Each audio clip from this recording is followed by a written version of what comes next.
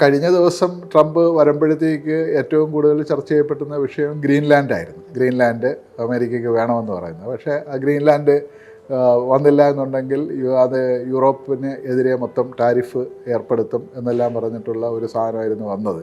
പക്ഷേ ഇന്നലെ അവിടുത്തെ പ്രസംഗത്തിൽ, ഡാവോസിൽ അദ്ദേഹം നടത്തിയ പ്രസംഗത്തിൽ ഗ്രീൻലാൻഡ് അമേരിക്കയ്ക്ക് വേണം, അതിനകത്ത് യാതൊരു കോംപ്രമൈസും ഇല്ല എന്ന് പറഞ്ഞു എന്നുണ്ടെങ്കിൽ തന്നെയും ഗ്രീൻലാൻഡിന് നേരെ സൈനികമായിട്ട് ഒരു നടപടി സ്വീകരിക്കത്തില്ല എന്ന് അദ്ദേഹം പറഞ്ഞു. മാത്രമല്ല, യൂറോപ്പിനെതിരെ താരിഫും തൽക്കാലം ഏർപ്പെടുത്തുന്നില്ല, പിൻവലിക്കും എന്നുള്ള ഒരു തീരുമാനം അദ്ദേഹം പറഞ്ഞിരുന്നു. അപ്പോൾ ഇത് എന്ന് പറയുന്ന ഒരു പുഷ് ബാക്ക് എന്ന് പറയുന്ന ഒരു സാധനം, ട്രംപിൻ്റെ നയങ്ങൾക്കെതിരെയുള്ളൊരു പുഷ് ബാക്ക് എന്ന് പറയുന്ന ഒരു സാധനവും അതിനകത്ത് നടക്കുന്നുണ്ട്. പക്ഷേ ഈ കാർണിയെ പോലുള്ള ഒരു പറയുന്ന ഒരു നിലയിലുള്ള അല്ലെങ്കിൽ അങ്ങനെയുള്ള ഒരു ഇത് നടക്കുകയാണെന്നുണ്ടെങ്കിൽ ഇത് എത്രത്തോളം ഈ ട്രംപിൻ്റെ ഈ പറയുന്ന ഒരു പ്യൂണിറ്റീവ് അല്ലെങ്കിൽ ശിക്ഷാർഹമായ താരിഫ് എന്ന് പറയുന്ന സാധനം ഒരുപക്ഷെ അതുപോലെ തന്നെ സംഭവിക്കണമെന്നില്ല ആ നിലയിൽ.